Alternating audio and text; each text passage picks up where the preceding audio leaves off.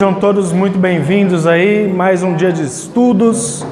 Parabéns aos que vieram, porque domingão é tenso, né? Dá aquele soninho. Convidá-los a fazer uma oração para que a gente comece o dia inspirados aí, numa boa sintonia e que possamos absorver da forma mais qualificada possível o que vai ser apresentado.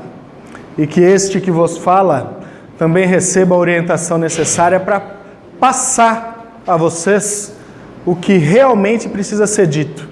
Não quero ser prolixo, não quero enrolar no que tem de ser dito, pretendo ser bem objetivo, mas a coisa, com perdão da palavra, é um tanto quanto complexa, tá? Então vamos lá, vamos fechar os olhos, elevando o nosso pensamento a Deus. Primeiramente, eu quero que todos visualizem uma luz verde clara, bem suave. Imagine uma leve brisa que entra por essa porta, passa por toda essa sala, limpando miasmas, aliviando toda a energia do ambiente. Muito bom. Respiremos fundo, visualizemos à nossa frente o Pai Maior, da forma como cada um tem o hábito de visualizá-lo,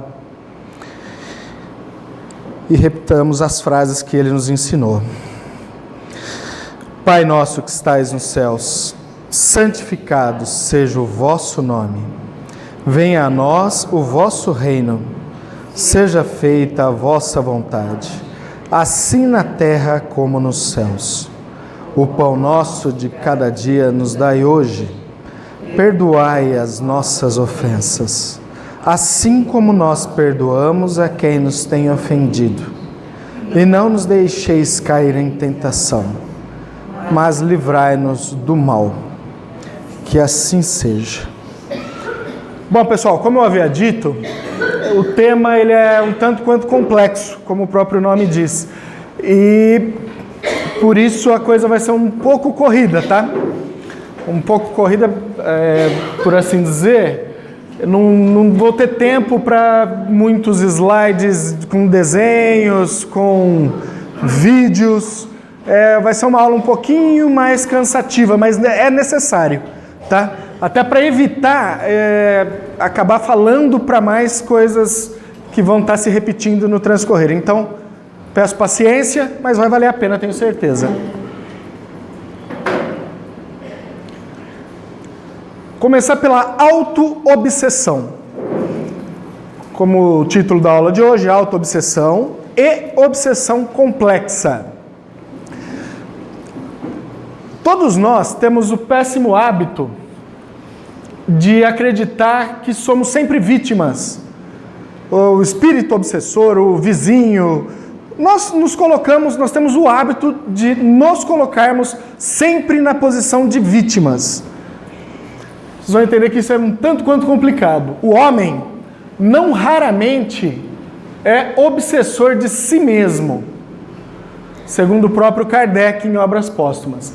Na auto-obsessão, é a própria mente em torvelinho que gera um verdadeiro estado de desequilíbrio patológico, de inadequação aos desafios cotidianos ou de comportamento imaturo a expressar o lamentável estado de penúria espiritual em que o estagiário terreno ainda se encontra. A própria mente em torvelinho. Gente, eu acho importante, dentro da doutrina, que nós sempre busquemos associar, lembrem-se do tripé da doutrina espírita, filosofia e ciência são a base que nos direcionam à moral, ok? Isso é filosofia. Eu vou passar um pouquinho do que a ciência tem hoje também, para que os senhores entendam que não se trata de fé cega, não se trata de imaginação dos praticantes. Hoje a ciência corrobora, reforça tudo aquilo que a doutrina já vem mostrando. Tá ok? os próprios obsediando a nós mesmos. Como eu tinha dito anteriormente, é comum o ser humano culpar o próximo, o destino ou até Deus pelos seus infortúnios. Dificilmente nos reconhecemos como os responsáveis pelos nossos sofrimentos. Outros creem fielmente que são vítimas de um espírito obsessor. Não deixa de ser, porque nós também somos espíritos, né?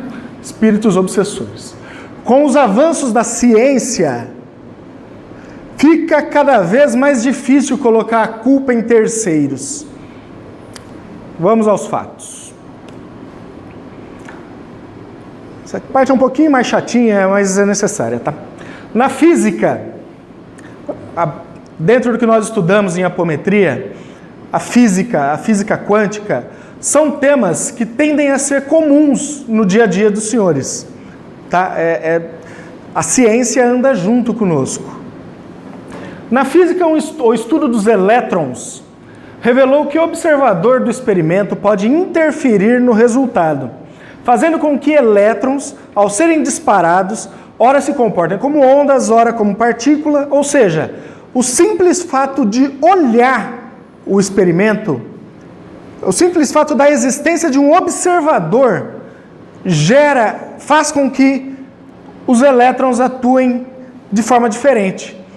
São dois elétrons, uma vez ligados, estimulando um e arremessando, o outro automaticamente inicia o movimento. Quando dois elétrons são entrelaçados energeticamente e disparados em polos opostos, no momento em que um é estimulado, o outro responde instantaneamente. Temos assim uma interferência não local. O elétron ali atua com a mera observação. Não há necessidade de uma outra pessoa, de um outro elemento, estar impulsionando. É mais ou menos isso. Essa coisinha aqui, ó, essa ligação amarelinha aqui, pode perfeitamente ser analisada como a atuação de um pensamento também, tá? Do mesmo modo, isso é bem interessante, e isso diz respeito a todos nós aqui também, acreditem, meditadores, pessoas que fazem a meditação ali, quando colocados em meditação conjunta e monitorados por eletroencefalografia, demonstraram mudanças nas ondas cerebrais no mesmo instante em que apenas um deles foi estimulado por uma luz estroboscópica, aquela luz que fica piscando que nem doida, indicando que esta interferência não local pode estar presente entre pessoas entrelaçadas por um mesmo fim. Por isso eu disse que esse fenômeno pode ser verificado conosco também, de forma mais sutil talvez, mas pode ser verificado por todos nós. Então, o pensamento pode ser uma energia de interferência não local. Eu estou dizendo que o pensamento pode ser uma fonte de energia não local. Fiquem atentos a esse aspecto. O pensamento, isso é grandioso. O que foi dito aqui? O grupo está meditando. O nosso grupo está em trabalho apométrico, por exemplo. Todos concentrados para um mesmo fim, que é a ideia da meditação, esse relaxamento, em conjunto ao menos. Aí, um único, seja ele qual for, é estimulado por essa luzinha aqui, ó. Fica aqui, ó, no olhinho dele. O estímulo gerado no cérebro dele vai se repetir nos demais, sem que seja necessário o mesmo estímulo nestes. Estão todos ligados. Estamos todos ligados. Energia é uma coisa em que nós estamos imersos. Nós somos energia. Tenham isso em mente e que o sofrimento vai ser menor. Vai por mim. Esses fatos, juntamente com vários outros experimentos científicos, têm trazido à tona um novo conceito, o da não localidade. Esses conceitos eu coloquei para que os senhores saibam que existe, mas são termos científicos dentro da doutrina. Eu pelo menos não me lembro de ter ouvido alguém citar. mas é importante que saibam, como eu disse, a importância da mescla de ciência, espiritualidade e filosofia, tá? A ideia da não localidade, ou consciência não local. É um ensaio da ciência em direção à confirmação da existência do espírito. Eu acho pouco provável que aqui exista alguém que não acredite na existência do espírito. Porém, a ciência precisa de coisas palpáveis. A ciência, ela... me foge o termo agora, mas enfim, o empirismo, o experimento, eles têm que ver para crer. Estão começando a ver, tá? Estão começando a ver, eles estão caminhando. A tendência, eu acredito, e pelo que a gente vê nos estudos, a ciência está cada vez mais próxima da espiritualidade. Um anda ao lado do outro, são as mesmas pernas de um único corpo. Só não entenderam isso ainda, na maior parte das vezes. A ciência ainda não tem explicações concretas para esses acontecimentos, mas já se especula que o pensamento possa ser uma energia atuante no meio. O pensamento possa ser uma energia atuante no meio. Em 1958, na primeira publicação do livro Evolução em Dois Mundos, de André Luiz, ele já nos dava explicações sobre esses fenômenos estudados atualmente. Olha, em 1958, André Luiz já falava sobre esses pontos científicos aí que eu comentei com os senhores. Com outras palavras, mas já falava. Ao descrever a energia do pensamento, que batizou como mentomagnética, já estava abrindo um enorme campo de estudo. Juntando as orientações desses livros com a dos livros Libertação e Mecanismos da Mediunidade, ambos de André Luiz, passamos a observar que não precisamos da ajuda de ninguém para nos prejudicarmos. Daí o estudo do momento, as auto-obsessões. Auto-obsessões. Nós nos obsediamos. Unindo o aspecto espiritual ao científico, temos o pensamento como uma energia que pode atuar sobre a matéria, seja mental ou etérea. Devido à plasticidade de ambas, poderão ser moldadas de acordo com o padrão ou a característica da energia atuante. Dessa forma, de acordo com a intensidade e a densidade dos nossos pensamentos, poderemos moldar essas matérias a ponto de tornarem-se visíveis aos espíritos e aos videntes. Isso é muito comum. O que André Luiz denomina de formas pensamento. Eu acho que vocês já tiveram alguma aula falando sobre formas pensamento. Nós geramos essas coisinhas e tamanha intensidade da nossa vontade, do nosso pensamento, e eu digo mais, das nossas emoções ligadas aos nossos pensamentos, essas formas tendem a criar vida. Tá? Prosseguindo. O que você pensa fica na sua aura. Vocês não têm ideia do quanto isso é real. Isso é um fato, tá, gente? Durante os trabalhos, muitos vão ter a oportunidade de ver isso em loco. Caso nossos pensamentos sejam de característica muito inferior, como a ira, rancor, o ódio, a avareza, vaidade, orgulho, sexualidade, apegos excessivos, desejos irracíveis e tantos outros, moldaremos nossa matéria mental e a etérea que nos circunda com as energias de baixa vibração e alta densidade. Com a perpetuação desse processo, cristalizamos ao nosso redor esses pensamentos que, por força de hábito, gradativamente se tornam uma realidade para nós. A coisa se repete com tanta frequência que nós passamos a tê-las como uma verdade absoluta.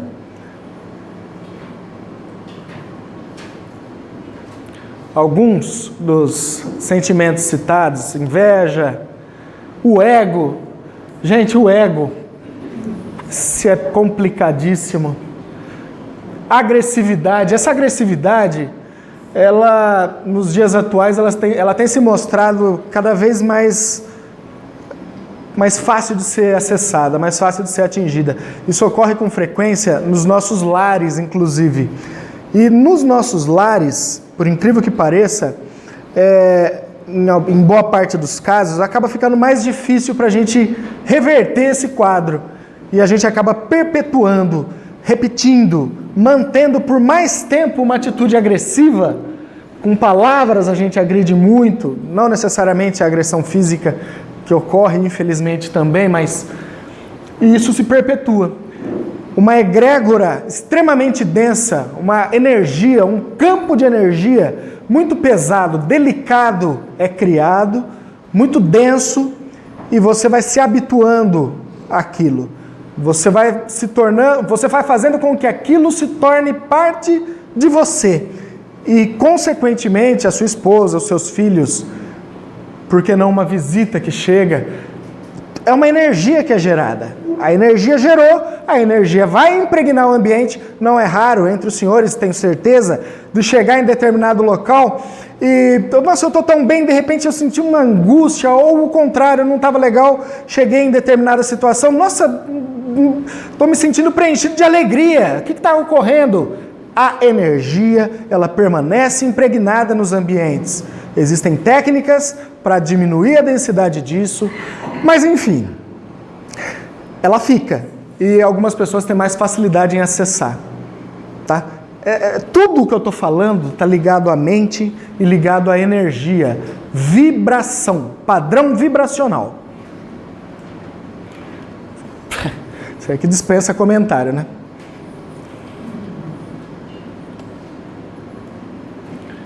Assim deixamos de perceber a real verdade para apenas enxergarmos a verdade que queremos. Passamos a acreditar que estamos certos e os outros errados. Então, nós nos fixamos em uma forma pensamento, que por mecanismo de retroalimentação, feedback, alimenta ainda mais os pensamentos que nos colocaram nessa posição. Entramos em um ciclo do qual é muito difícil sair. As pessoas tendem a se habituar, a coisa ficar gostosa, por assim dizer. Por incrível que pareça. É muito difícil sair disso, gente.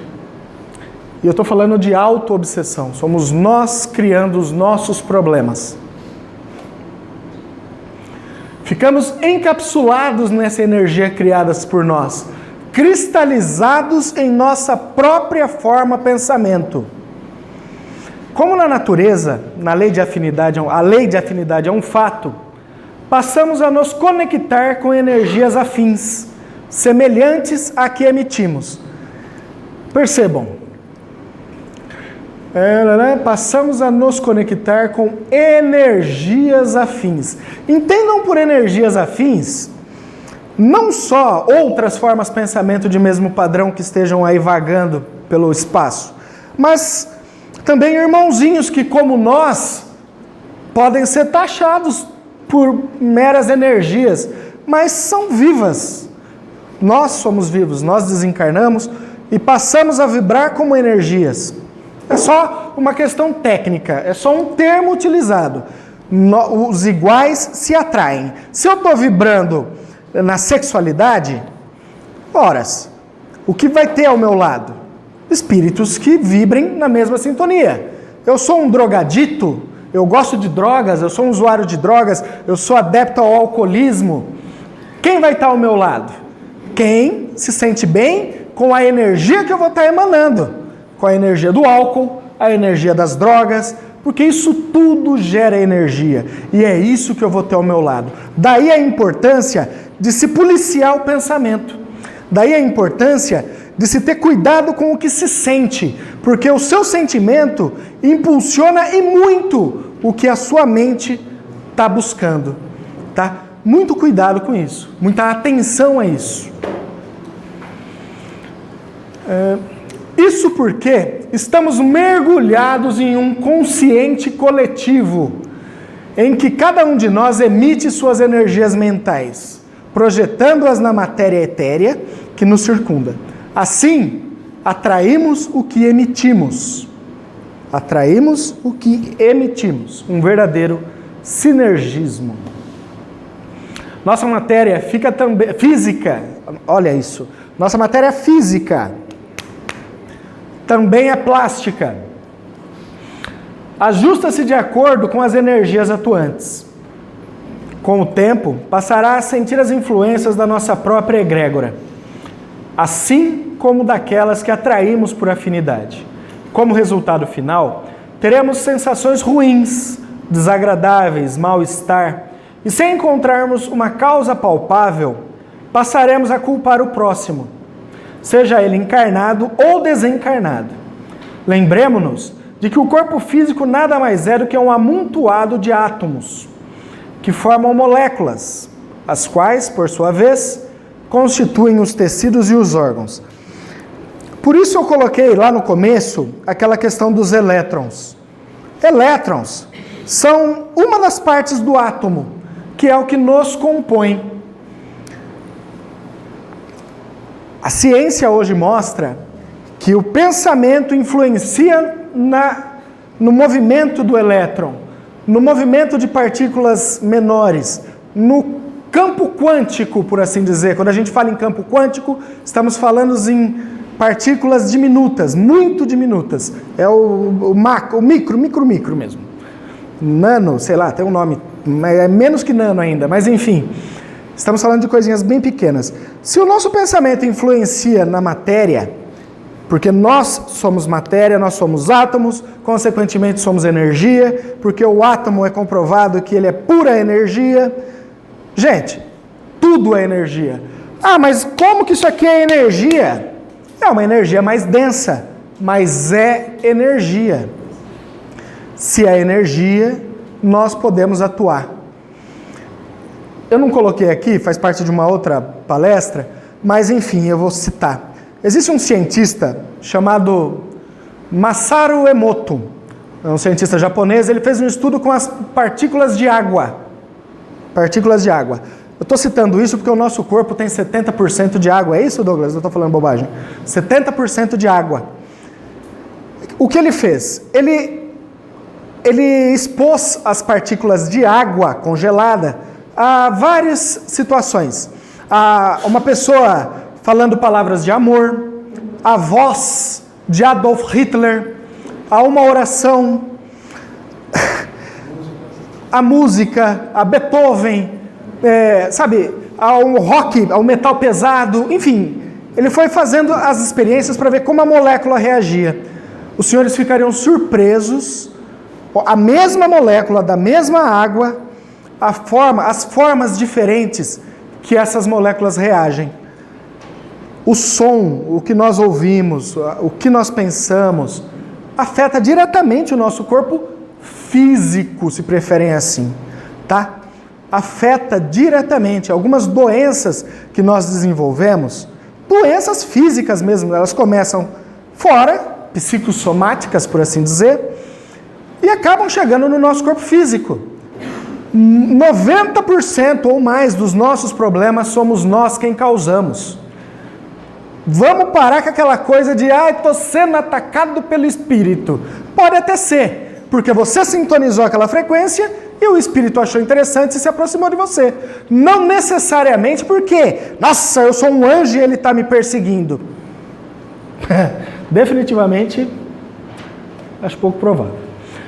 Bom, sendo elétrons estruturas integrantes dos átomos e que mudam constantemente seu padrão vibratório de acordo com as energias atuantes, quando descarregamos nossos pensamentos, passamos a interferir no padrão vibratório da nossa própria estrutura atômica. Como resultado, surgem ansiedades, depressões e doenças. Olha, por doenças, já tivemos a oportunidade de ver em trabalhos desdobrados, a vibração é tão densa, tão pesada, que chega a desenvolver no astral processos cancerígenos. É uma coisa, eu vi isso, tá? Eu estou falando porque eu vi. É uma coisinha bem feia e que boa parte das vezes nós mesmos estamos atraindo para nós, tá? Não é uma regra? Não, não é uma regra, mas acontece. Como resultado, surgem ansiedades, depressão e doenças. Fazemos, portanto, uma auto-interferência no local. Aí já utilizando aquele termo científico. Resumam, não precisamos de um obsessor. Nós já nos bastamos. Porém, se não bastasse, nós conseguimos atrair obsessores, porque o nosso padrão baixa, aquela questão da sintonia, então a coisa só piora. Tudo começa conosco. Nós somos energia. Talvez alguns tenham dificuldade em visualizar isso. Nós somos energia. Coloquem isso na cabeça dos senhores. Nós somos energia. A mente atua diretamente sobre a energia.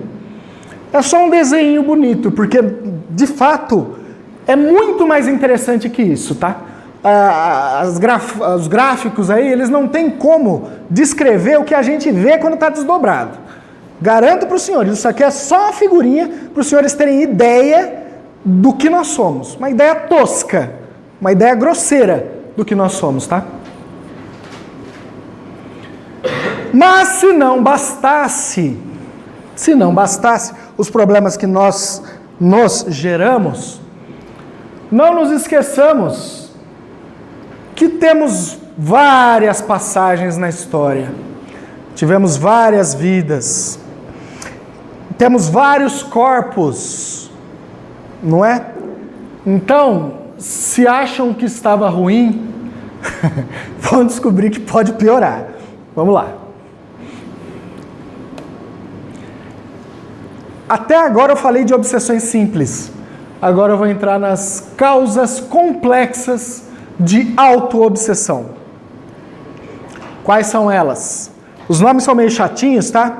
Mas eu vou falar porque amanhã ou depois os senhores venham a ter contato por algum autor e, mas não foi comentado sobre isso. Lembrando que o que é passado aqui nas aulas é só uma pincelada, tá? Nada impede os senhores de estarem buscando mais estudos, complementando os conhecimentos.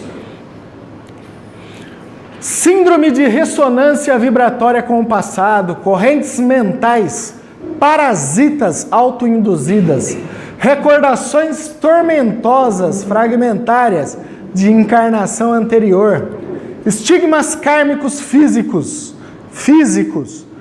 formando núcleos obsessivos, estigmas kármicos psíquicos formando núcleos obsessivos, um é físico, outro psíquico. Síndrome da interferência perturbadora das personalidades virtuais na personalidade real e suas linhas de rebeldia e perturbações. É um nome bonito para dizer que nós mesmos do passado estamos nos obsediando hoje. É possível também. Síndrome da interferência perturbadora das personalidades virtuais, reais, em sua linha de rebeldia e perturbações. Ok. Além do desdobramento do agregado espiritual em 7 corpos, os senhores já estudaram isso, já foi passada essa aula sobre os corpos, não é? Além do desdobramento do agregado espiritual em 7 corpos, podemos desdobrar cada corpo em 7 níveis e cada nível em 7 subníveis conscienciais. Denominamos a consciência encarnada de personalidade real. É só termo técnico para facilitar a didática.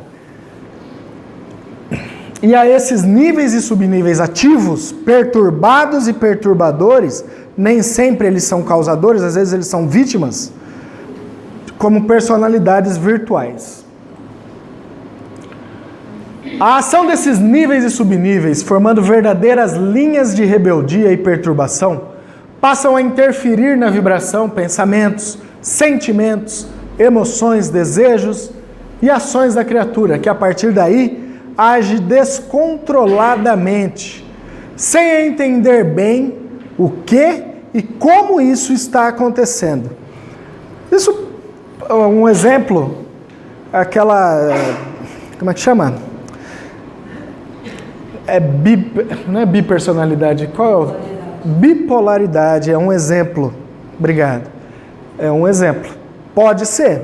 Existem casos, eu gosto sempre de frisar, as doenças elas podem ocorrer oriundas, vindas por culpa de desarmonias energéticas, questões espirituais, sim.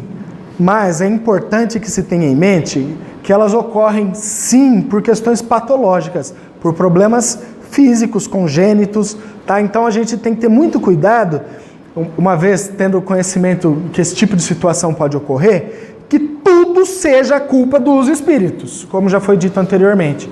E não é assim, tá? A gente também tem problemas físicos, o médico ajuda e muito. As causas geradoras dessa desarmonia são vastas e variadas, sendo a maioria originária de existências passadas, envolvendo a raiva, o ódio, as mágoas e os ressentimentos reprimidos. Percebam o tipo de emoção que é envolvido, o tipo de emoção que gera. Coisas pesadas, coisas densas. Todos nós tivemos passados bem complicados. Afinal, se tivéssemos sido anjos, não estaríamos aqui hoje. Fizemos coisinhas que só Deus mesmo, só Deus na causa. Viu? E isso, às vezes, ressoa. Às vezes, existe, quando a gente está trabalhando, bolsões. Tem familiaridade com o termo bolsão? Os senhores sabem o que é um bolsão? Pois bem, imaginem, um exemplo para facilitar. Nós aqui, de repente acontece uma catástrofe e pronto, desencarnamos todos aqui de uma maneira violenta, uma coisa triste, morremos tudo aqui, tá? Todo mundo desencarnado. Muitos tendem a continuar vivendo aqui como se nada tivesse ocorrido. Eles persistem como se a vida, porque afinal a vida continua. Só que eles, em alguns casos, não têm a percepção de que aquilo acabou. Já passou, vamos seguir, vamos dar sequência. Então, surgem bolsões. Esses bolsões emanam uma energia muito complicada. E às vezes nós, por alguma razão, alguma atitude, de repente, eu encontro uma pessoa que teve um histórico comigo lá atrás e uma emoção muito forte surge de uma forma instintiva, eu nem sei porque eu não gosto tanto assim dele, e uma ligação é gerada. Pode ser por coisa mais simples, um objeto, uma joia que eu ganho e me remete a determinada situação. É difícil. A única forma que nós temos para evitar esse tipo de coisa é buscar um padrão mais elevado, tá? Um padrão mental, normalmente é com oração. Existem também as vivências agradáveis e prazerosas, onde não faltaram os recursos materiais, prazeres mundanos, poder e prestígio social, intelectual e influência, gerando intensos apegos da mesma forma, proporcionadores das desarmonias espirituais. E por causa desses recalques e apegos, muito antes da encarnação, o ser já tem formadas ou em formação algumas personalidades virtuais, que como bombas de efeito retardado, aguardam um momento oportuno para explodir, desagregadoras, acordadas pelos mais diversos estímulos. Ao invés de cooperarem com a experiência junto à nova encarnação, rebeladas, afastam-se da mesma. Na linha de perturbação formada por afinidade, a personalidade mais forte se torna dominante, revoltando-se contra a parte encarnada, dando origem à auto-obsessão. Tenta imaginar. Como eu disse, nós tivemos um passado, isso não é novidade para ninguém. Agora, nesse passado eu fui um general poderosíssimo, dono de muita coisa, chefe de muita gente, cheio de poderes, cheio de forças. E hoje eu sou um trabalhador de chão de fábrica, um trabalhador raso em uma empresa onde, coincidentemente, mesmo sem que eu saiba, os meus chefes são aqueles que eu mandava. Um exemplo tosco, tá? De alguma maneira, eu vou me revoltar instintivamente, pode acontecer, isso não é uma regra, mas pode acontecer, eu vou sentir falta daquele poderio todo, sabe? Poxa vida, eu mandei tanto, alguma coisa está errada, não é normal, por que eu tenho que obedecer esse Zé Ninguém? Tudo tem um porquê na nossa vida, né? Mas a gente não para analisar. E às vezes, essa personalidade que pode estar ressoando comigo do meu passado, que ainda vive energeticamente, o nosso passado ainda vive, é vivo, é energia pura. Pode estar tentando atuar sobre o meu presente, sobre a minha personalidade, que hoje, talvez, seja uma personalidade mais fraca do que a anterior. Esta, ou melhor, aquela, tende a se sobrepor. É onde algumas atitudes que eu possa vir a tomar hoje sejam meros reflexos do que eu teria feito no passado. É um pouco complicado isso, eu acredito, mas é isso. É exatamente isso que eu estou dizendo. Não podendo ter o que tinha antes, nem ser o que havia sido, julga-se injustiçada, retirando-se e retirando as demais que lhes são afins. As demais que lhes são afins. Nós somos várias personalidades. Todas nossas. Do eixo encarnatório. Retirando do eixo encarnatório. Gerando graves prejuízos à personalidade real. Nós. Drenando e desperdiçando energias que são canalizadas para outros fins, desviando-as de suas verdadeiras finalidades. Síndrome de ressonância vibratória com o passado. Ressonância vibratória com o passado são relampejos de fatos vivenciados em uma outra época e que em certas circunstâncias na encarnação atual aparecem através de flashes ideoplásticos. Ideoplastia é aquela coisa que pode ser moldada, a forma pode ser alterada, tá? A gente visualiza de alguma forma um sonho de situações vividas em encarnações anteriores. A pessoa encarnada não se recorda de vidas passadas, porque o cérebro físico não viveu aquelas situações e, logicamente, delas não tem registro. Nosso cérebro está apto a tratar de fenômenos que fazem parte da existência atual e não de outras. É interessante esse ponto, a questão do cérebro físico. Ele não tem como lembrar de algo que ele não viveu. Mas ainda assim, algumas recordações, mesmo que distorcidas, tendem a acontecer. Uma determinada situação da vida presente, uma pessoa, um olhar, uma joia, uma paisagem, um detalhe qualquer pode ser detonador que traz a sintonia vibratória. Quando a situação de passado foi angustiosa, este passado sobrepõe-se ao presente.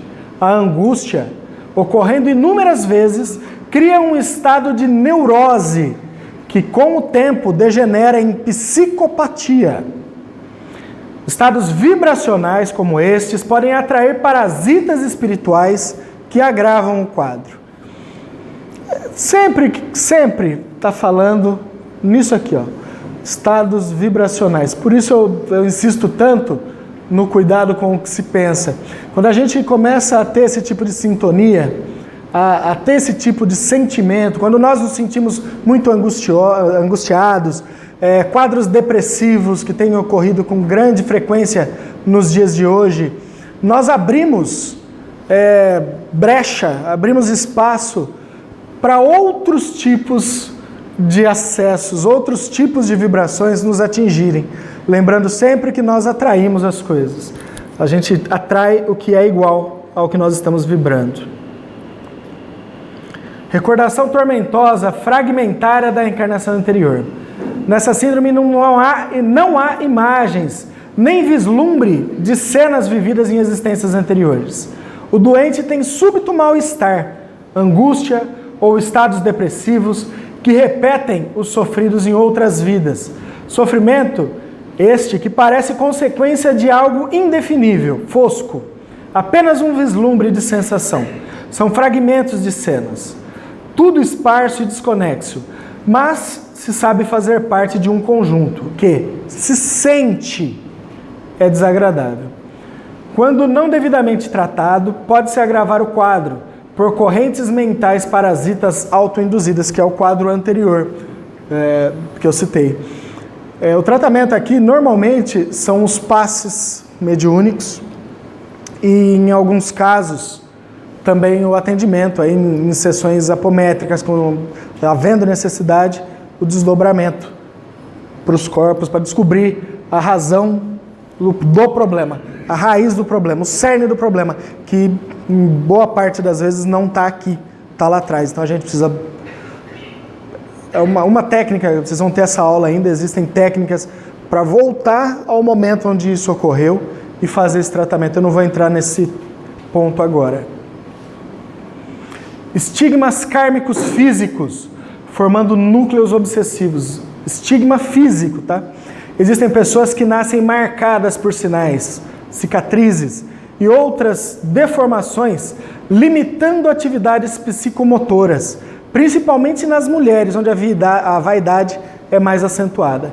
Criaturas assim sofrem horrores por esses processos estigmáticos, em que sempre causam as deformidades e que nem sempre se encontra a causa ou a explicação lógica do fato ocorrido. Estas anomalias geram núcleos mais ou menos profundos de estados angustiosos que evoluem para neurose e recalques. Essas deformações costumam aparecer, por exemplo, em suicidas de reencarnações anteriores, como a autodestruição lesou-lhes profundamente os corpos inferiores, somático, etérico, astral e mental. Permanecem eles, depois da morte, com lesões que surgem em outra vida, sinal indelével do erro cometido. Esses dias eu tive a oportunidade de conversar com uma pessoa, ela me procurou, estava em estado depressivo e disse que estava pensando em se matar. Um pensamento muito forte, estava pensando em se matar, que já tinha até comprado uma corda. É uma adolescente, faz escoteiro, é líder de escoteiro. Enfim, pensando em se matar, queria se enforcar, conversei muito. Eu acredito que consegui dissuadi-la da ideia, coloquei em orações, mas enfim. Nesta vida, ela tem um trauma numa vértebra que eu tive a curiosidade, não sei se eu não vou saber o nome da vértebra, mas quando ela me passou isso, eu tive a curiosidade de pesquisar o que causa lesão nessa vértebra. Coincidentemente, se é que existem coincidências, é justamente a vértebra que se destrói num processo de enforcamento. Será coincidência esse desejo louco dela pelo suicídio, coincidentemente por corda? Eu não disse isso a ela, é desnecessário, mas muito possivelmente ela já fez uma lambança dessas lá atrás. E a tendência nossa é continuar repetindo o mesmo erro. Por isso a gente volta e por isso a importância de estarmos nos policiando para não recorrer à mesma lambança. A gente tem que tentar melhorar. Nós não vamos parar de ficar vindo para cá. É verdade que o suicídio é genética? Não entendi a pergunta. É genética isso? De o passe do pai para o filho? Olha, eu desconheço essa informação, de ser genética. Se você tivesse perguntado, é patológico, é algum distúrbio mental? Talvez fosse, mas exigiria um estudo mais aprofundado, que até onde eu sei não existe, até o momento, até onde eu sei. Não sou dono da razão, mas genético não. O que pode ocorrer, a relação que pode ocorrer é de vidas passadas. De repente, num passado, a mesma situação levou para que cometessem determinado ato, por isso estão tão ligados, por isso a sequência, um fez, o outro viu fazer, já reforçou o que já tinha feito lá atrás. Pode ser um efeito em cadeia, pode ser, mas é impossível para a gente afirmar isso. Pois não? Pode ser também um karma coletivo, né? Por que não? A gente considerando que existem bolsões, considerando como o exemplo que eu citei, de repente desencarnou todo mundo e criou aquela energia, cria-se uma energia. Se há uma energia de grupo, por que não o ser um karma coletivo? Por que não? Mas também é outra coisa impossível de ser afirmada, é só uma suposição, tá? Mas é algo a ser pensado. Onde eu parei aqui, gente, pelo amor de Deus? Acabou? Beleza. Vamos lá. Estigmas kármicos psíquicos, formando núcleos obsessivos. Esse aqui, diferente do outro, é a mesma coisa, só que com a diferença de que não são estigmas físicos, não deixou marca, não gerou problemas físicos, são psíquicos, tá? É a mesma coisinha, mesma coisinha. Os estigmas psíquicos são idênticos aos físicos, a diferença entre um e outro é que no primeiro caso, eles são raros, os físicos. Já no segundo, eles se encontram em toda parte. Esse caso aqui, tá? O psíquico. Uma boa parte de encarnados são portadores desses campos obsessivos, tanto em grau como em intensidade. Temos os hábitos viciosos, as ideias fixas, com opiniões sistemáticas e radicais. Olha, hoje, nos dias de hoje, opinião sistemática e radical. Ser radical nunca foi bom em nada. Se você tomar água demais, vai te fazer mal. Todo excesso é punível. A gente tem que ter um meio termo. Temos que ter cuidado para dosar as nossas atitudes, as nossas palavras e os nossos pensamentos. Os ódios injustificáveis contra o próximo, raças ou instituições, entre outros, que contribuem para aumento do número dos desajustados psíquicos. Como essas criaturas não têm a realidade da vivência em torno de si mesmas, tendo lembranças do seu passado, agindo como se lá estivesse, necessário se faz mostrar o despertar de sua consciência mais profunda, onde estão arquivados os processos dos estigmas. É aquilo que eu disse, voltar para a gente descobrir o cerne do problema e tentar tratar ali. Processo este que o indivíduo traz de seu passado, onde foi um rei, rainha, potentado, militar prepotente, trazendo em sua bagagem mentalidade distorcida, exigindo do próximo a anuência à sua opinião, concordância à sua opinião, sem falar da obediência. Isso é muito comum, principalmente dentro de casa, né, gente? Existem também personalidades intelectuais com tendências messiânicas, pretendendo liderar as massas com fórmulas inviáveis para o momento histórico. Estes foram antigos tribunos e políticos, ao raio do político, desde lá de trás perturbando, quer voltar a perturbar aqui de novo, que ainda mantém o desejo de destaque, achando que tem o direito e dever de orientá-los. Olha, direito e dever de orientá-los. Se for orientar para o bem, seja bem-vindo, né? A questão é, o que é o bem? Será que o que eu entendo por ser o bem, realmente é o bem? Não sei. Então, sempre vai haver conflito. É onde precisa haver tolerância. É onde a gente precisa baixar nossa bolinha, parar com essa coisa de ficar brigando tanto por poucas coisas que às vezes a gente enxerga como gigantescas, mas tem sempre em mente, aproveitando esse gancho aqui, não faz parte, mas é necessário falar. A espiritualidade maior, ela está sempre atuando. Por mais que nós tenhamos a falsa impressão de que está tudo largado, está tudo perdido, gente, tem coisas lindas acontecendo aí, viu? Olha, vocês vão ter a oportunidade de ver isso que eu estou falando. É muita coisa, muita energia boa vibrando, e por isso, quem está em desacordo tende a se agitar um pouquinho. Então, por isso a gente está vendo muita coisinha esquisita acontecendo hoje, tá? O povo está meio agitadinho. mas faz parte. Não tem, o navio não está à deriva. Acabei isso aqui também, não? Bom, acabei. Correntes mentais parasitas autoinduzidas. É a continuação disso aí? Não, é o outro. Certos indivíduos mais sensíveis ou impressionáveis manifestam um verdadeiro temor às aflições corriqueiras da vida. A causa de tudo é o medo patológico que alimentam. Esse grupo de auto-obsediados faz da preocupação exagerada e do medo patológico a sua rotina de vida.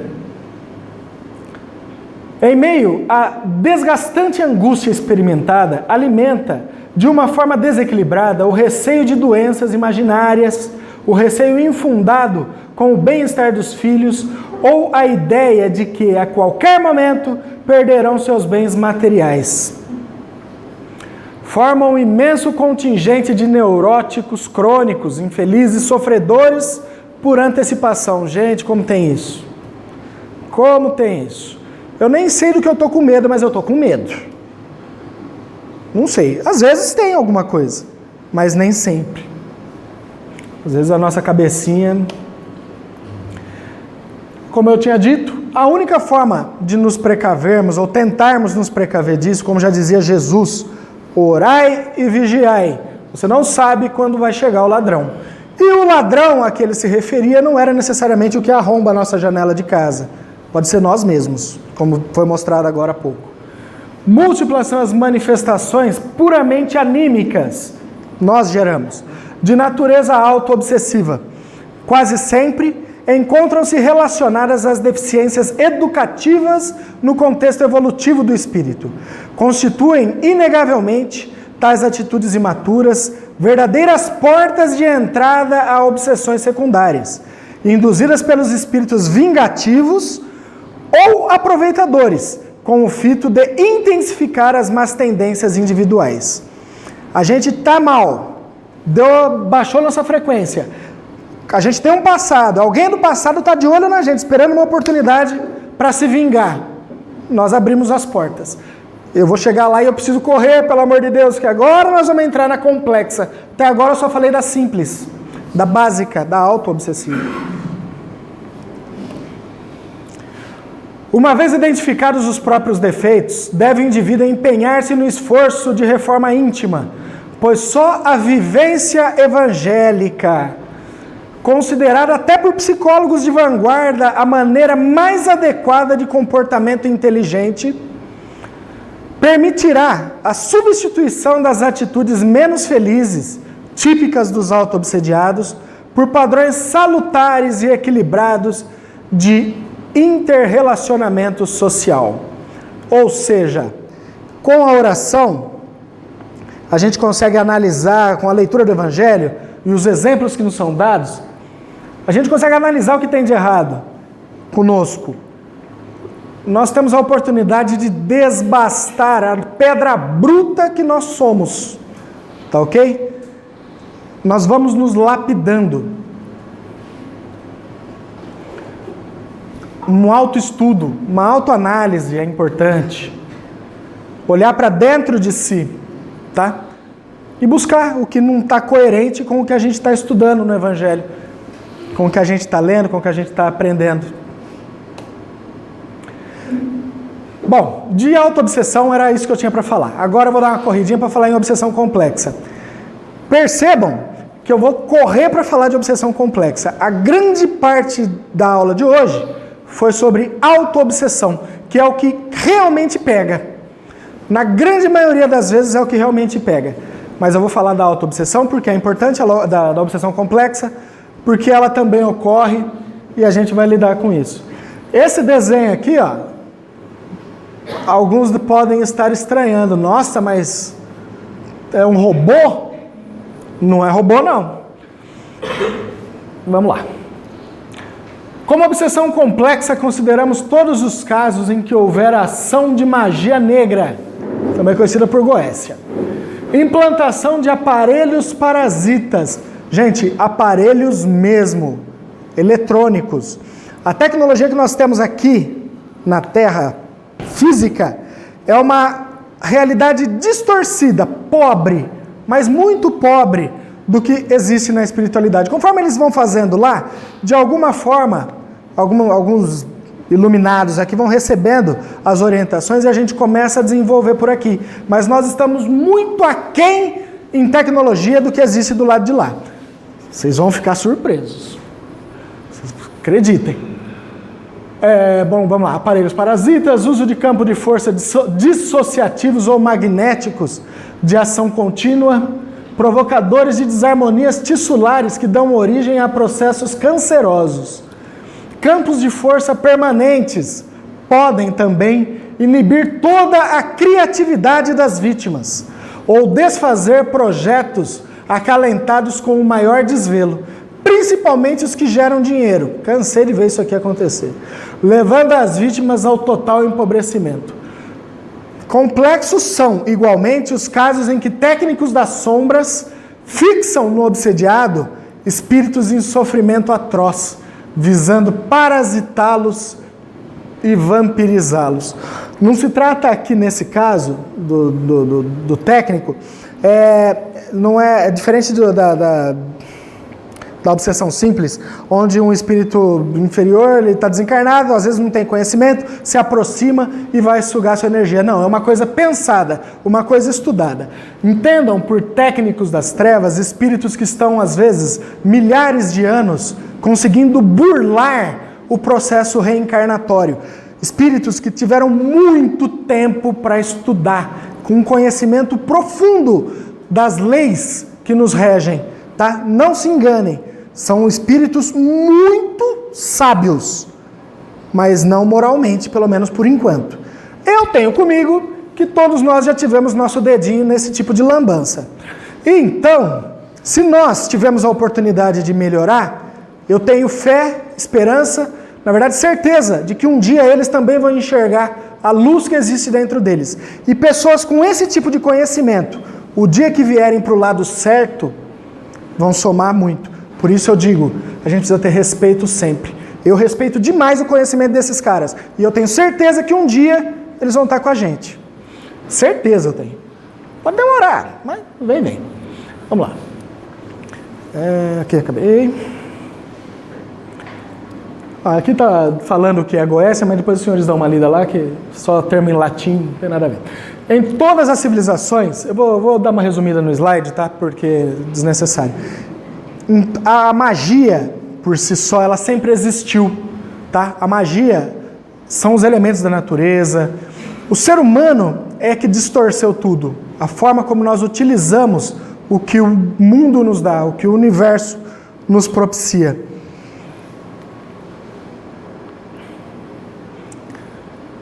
Ela é natural.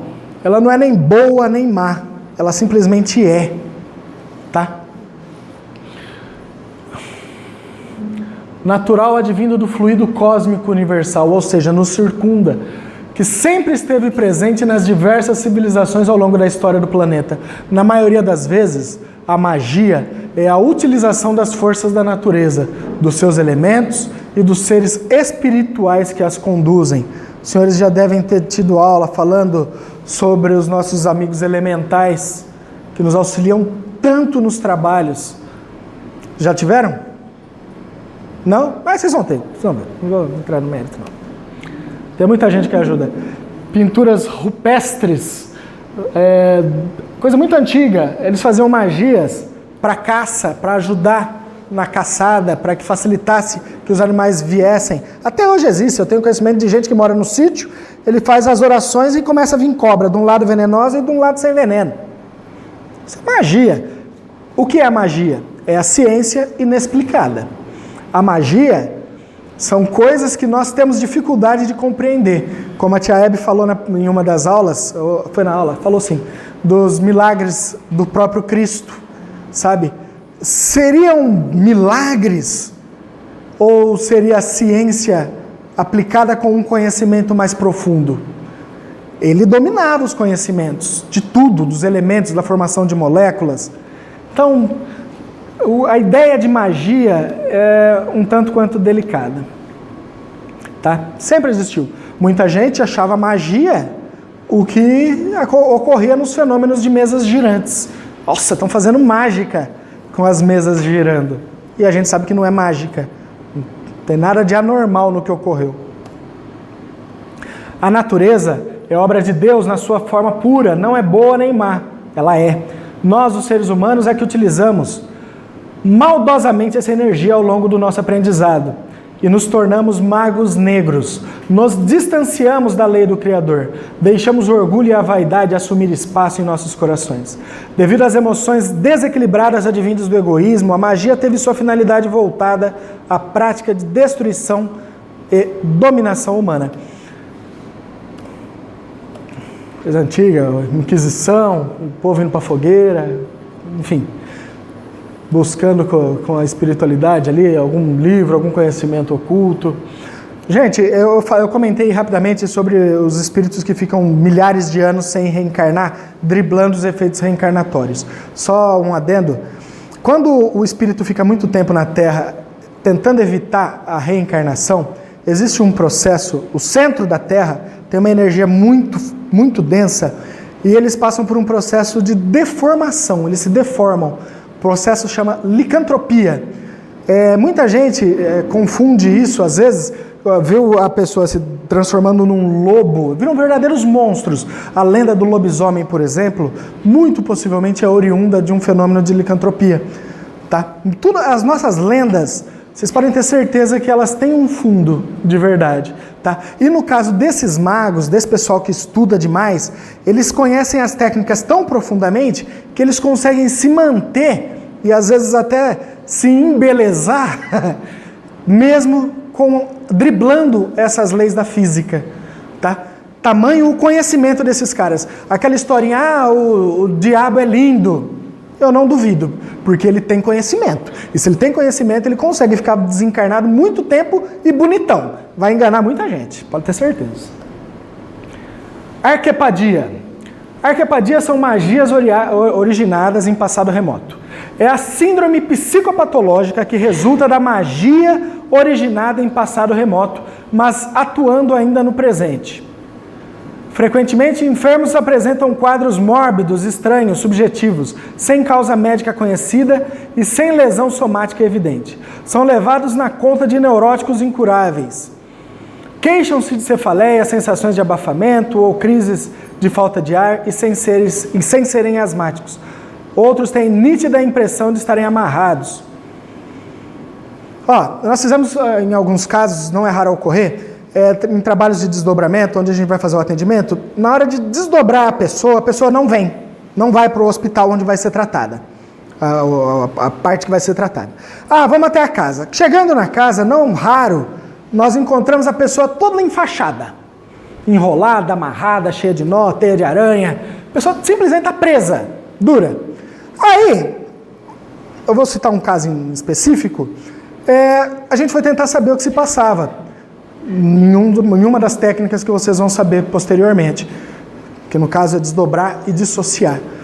Ela teve uma vida no Egito. Egito, quantos de nós? Saudade do Egito. Enfim, o Egito, para quem não sabe, até hoje as pirâmides, elas possuem campos magnéticos que podem ser medidos pelos nossos equipamentos. Eles dominavam técnicas do magnetismo, a energia, a forma como eles manipulavam a energia, continua lá, fixa até hoje.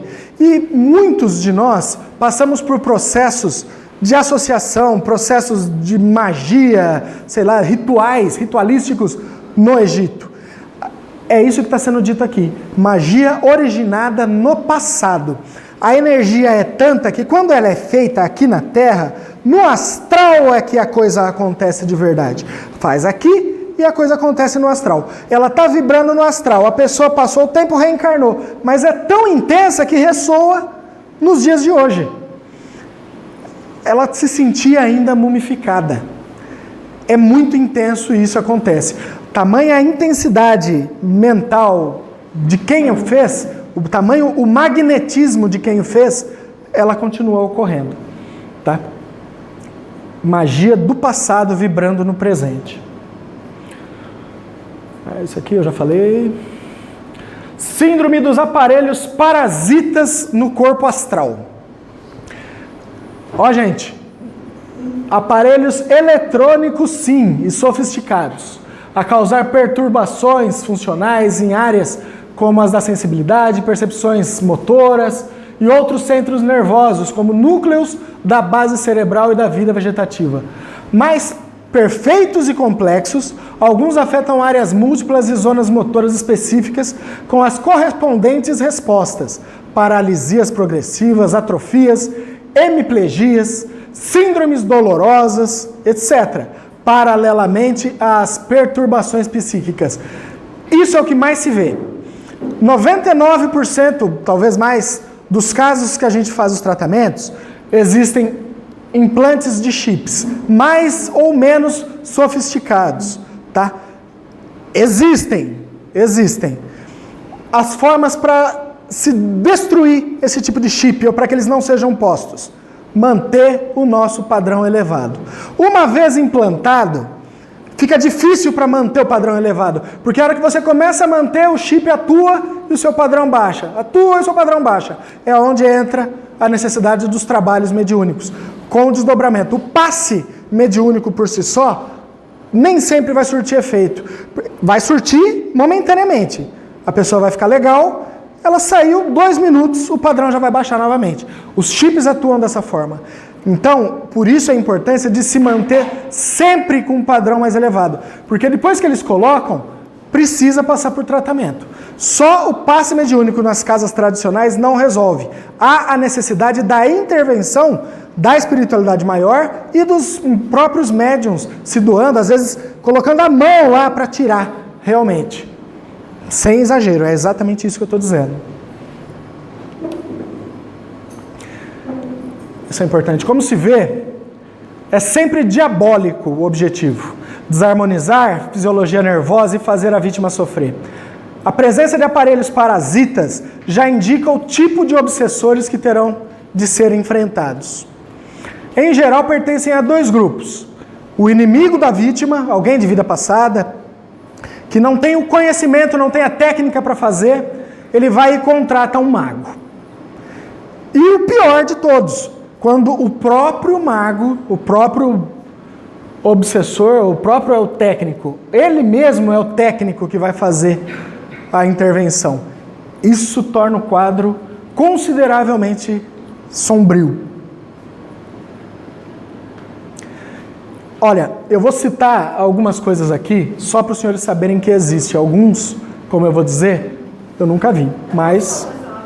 Pois não, mas rapidamente, por favor, senão vocês vão ficar aqui até 11 horas. Como que dá para saber se tem ou... Olha, você só vai conseguir... Não dá para saber, a verdade é essa, tá? O que vai te chamar a atenção são as suas sensações, você está se policiando, você está...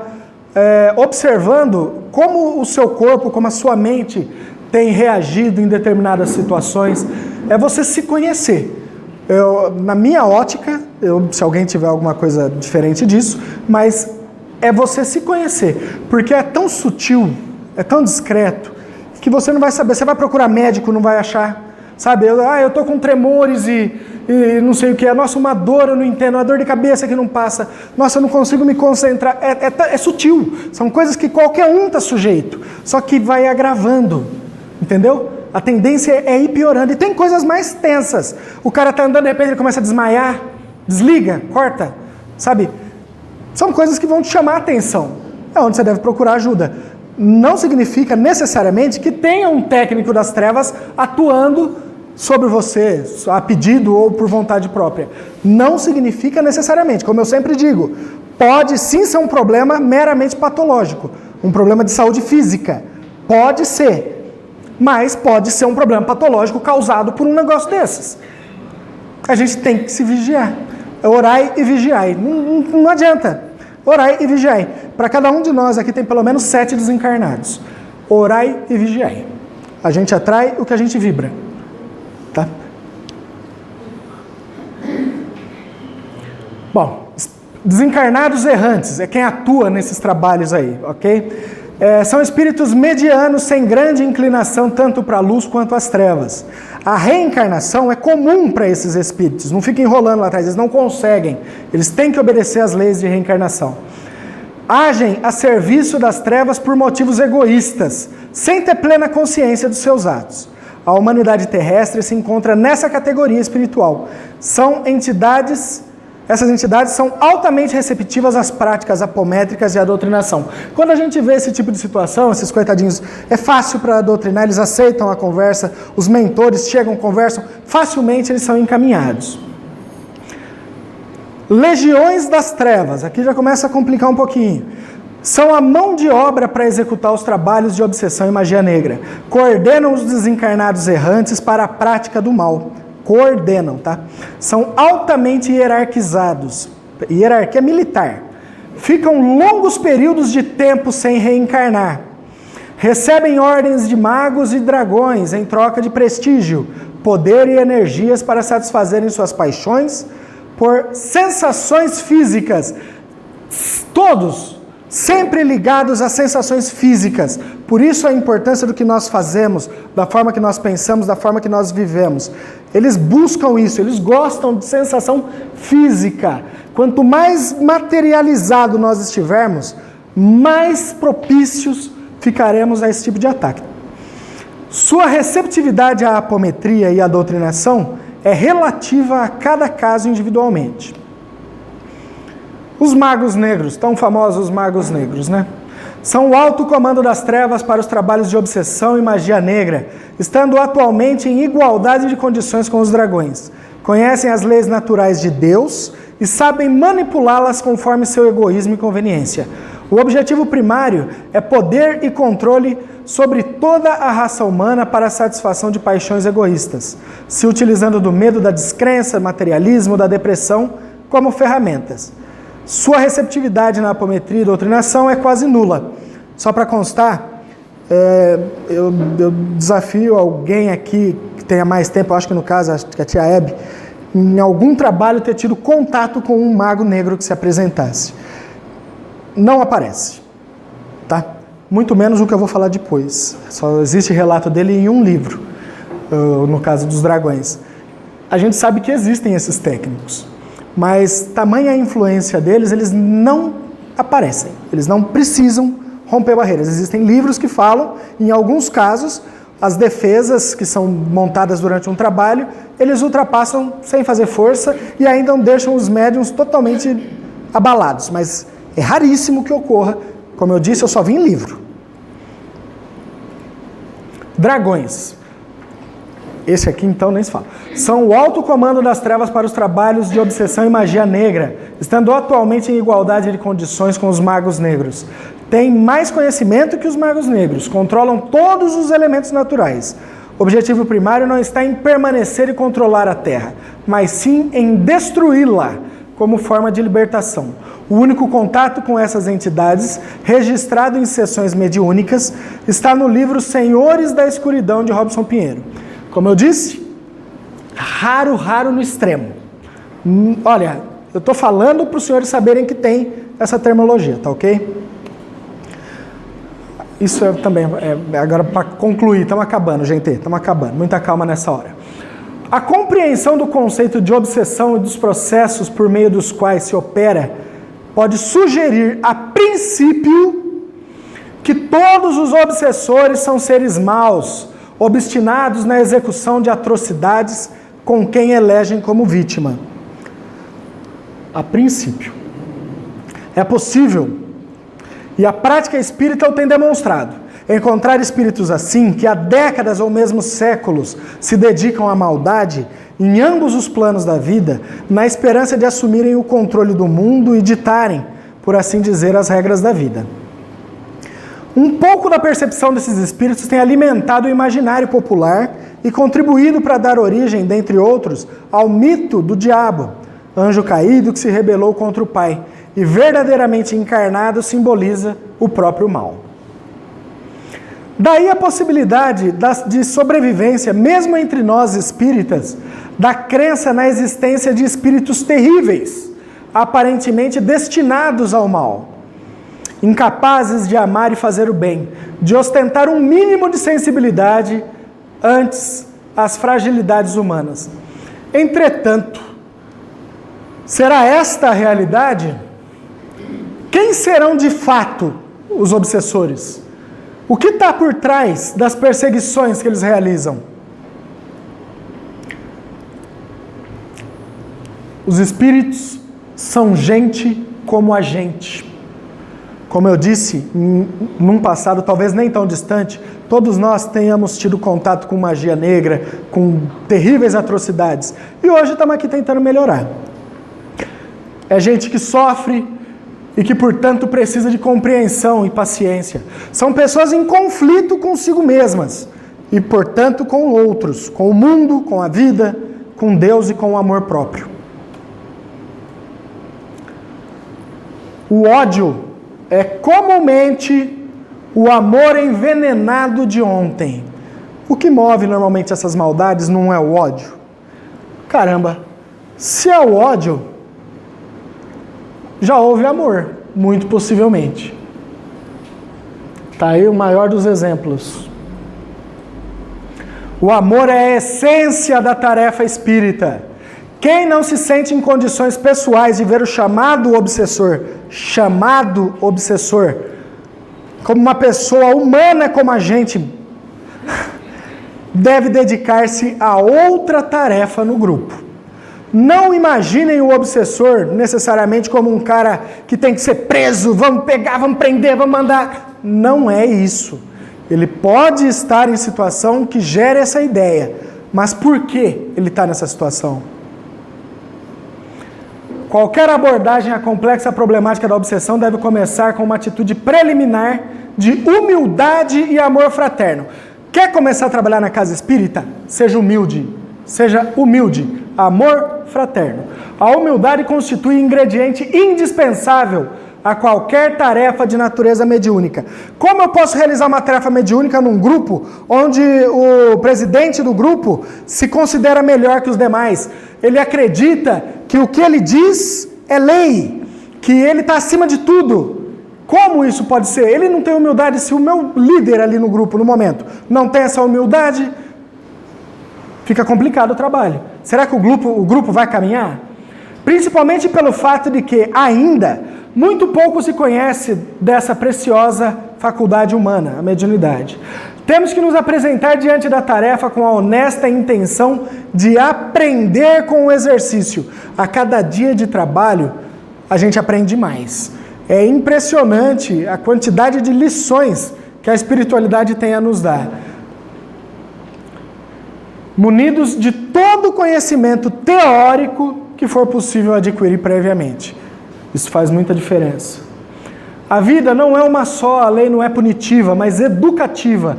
E, acima de tudo, não há sofrimento inocente. Não existe sofrimento inocente. Nossa, eu estou todo chipado. Por quê? Você deu alguma razão, houve. Ah, o espírito está me perseguindo, está me obsediando. Você fez alguma coisa, amiguinho. Não é de graça. Ele não gostou do branco dos seus olhos. Verdade. É sério. E acima de tudo não há sofrimento inocente, a não ser dos grandes lances do devotamento ao próximo nas tarefas missionárias. Um Chico Xavier da vida, uma Madre Teresa de Calcutá, um Krishna, um Buda. Esse pessoal veio para dar exemplo. Por outro lado, se a lei permite ou tolera a vingança, alguém permite que isso aconteça, não é? Embora não aprove jamais, é porque aquele que erra se expõe à correção. A gente ser punido pode ser uma correção, uma reprimenda. Nosso filho faz uma bobagem, a gente de alguma forma não vai punir? Nossa, meu pai tá me obsediando. Não, eu estou reeducando. O pecador se torna escravo do pecado. Palavras do Cristo. Só do Cristo. Mas o bem que praticares em algum lugar é teu advogado em toda parte. Ou seja, a gente erra, a gente é punido, mas sempre vai haver alguém para nos socorrer. Quando nós quisermos, pudermos e dermos abertura para que isso ocorra. Porque certamente nós também já fizemos o bem para algumas pessoas. Certamente temos quem nos queira muito bem do lado de lá e do lado de cá também.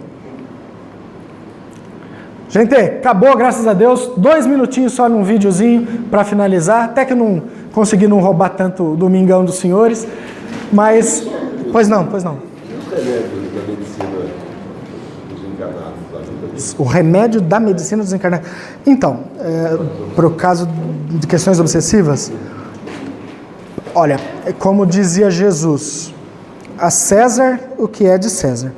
O que é do corpo, remédio do corpo. O que é da espiritualidade, vamos buscar na espiritualidade.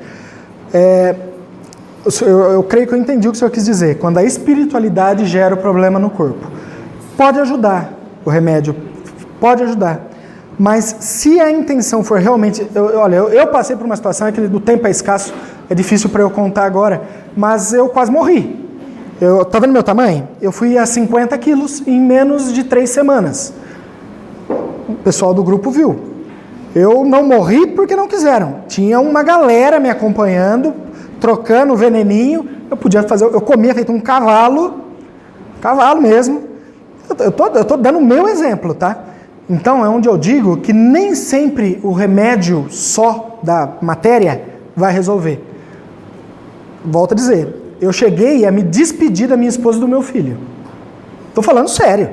Eu falei, bom, já que eu fiz lambança disso aí, deve ser coisa que eu tenho que pagar, né? Então, seja o que Deus quiser. Mas eu devia, graças ao Pai, ter alguém que gosta de mim, como eu disse. O bem que você faz sempre, em algum momento, vai advogar a seu favor. E, por merecimento, retiraram o que tinha de tirar. Aí apareceu um problema na tireoide, porque o psicossomático acaba virando físico, tá? Em alguma coisa estoura. Mas, beleza. Então, é necessária atenção. Gente, para acabar, tá? Isso aqui meio que encerra tudo que foi dito. É possível passar uma encarnação com obsessão sem saber, e saber somente quando passamos para o outro lado? Há muito mais gente obsidiada do que pensa. Porque nós vivemos num mundo de vibrações. Os semelhantes se atraem, os contrários se afastam. É uma lei da física. Todo semelhante se atrai. Vivemos em sintonia. Se eu tenho uma vida depravada, eu vivo cercado de espíritos vulgares, então eu sou obsidiado. Se eu tenho uma vida saudável, eu sou inspirado por espíritos bons, então eu sou um inspirado. Estamos sempre assessorados pelos espíritos. Mas não é dessa dos espíritos, não. É o apóstolo Paulo que diz: há uma nuvem de testemunhas. Essa nuvem é de desencarnados.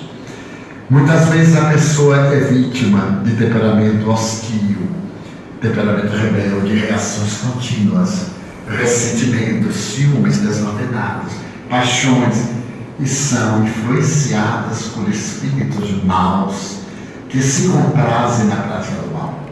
O que fazer? Ore mais, medite um pouco. O dia tem 24 horas, 10 minutos para você, o você interno, 10 minutos. Eu não tenho tempo durante o banho. Já que está ali tomando banho mesmo, fico pensando na coisa boa. Durante a hora que faz a barba, ou que cultiva a barba, que penteia o cabelo, ou que não penteia o cabelo. Sissi, a imperatriz da Áustria, que é tão bela, demorava 3 horas sendo penteada. As damas penteavam para botar joias 3 horas. E ela era uma jovem tão inteligente, era a imperatriz da Áustria, aproveitava essas 3 horas do penteado para aprender francês. Então a mestra de francês ficava dialogando com ela enquanto as damas penteavam-na. Então ela fazia 2 coisas de uma mesma forma.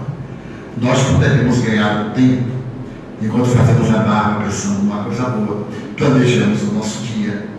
Enquanto penteamos, é mais o tempo que a mulher perde ou ganha despenteando o cabelo. Eu tenho um caso muito interessante. Aconteceu em Hollywood. A moça ia ter um casamento e deixou para pentear o cabelo no sábado pela manhã, porque o casamento era tarde. Mas no sábado pela manhã, todas as mulheres vão ao salão, porque sábado à tarde tem que estar bonita para de noite, para domingo, etc. E então ela vai ao salão, não encontra vaga, vai a outra, não encontra vaga, e chegou em casa descabelada. O marido disse: nossa, ficou bonita, quem foi que penteou? Então imagine quantas horas nós gastamos, às vezes, sem pensar em nada. Quem está pensando? Nada. Pense numa coisa boa, preencha a hora. É isso aí, gente. Pense numa coisa boa, preencha a hora. Não se esqueçam da força do nosso pensamento, tá? Da oração, da meditação. E certamente nosso sofrimento tende a ser um pouquinho menor. Se é que pode chamar de sofrimento. Ou aprendizado, como preferirem. Ok? Só para finalizar, vamos fazer um Pai Nosso e já vamos embora, gente. Vai. Fechando os olhinhos aí, elevando o pensamento. Pedindo ao Pai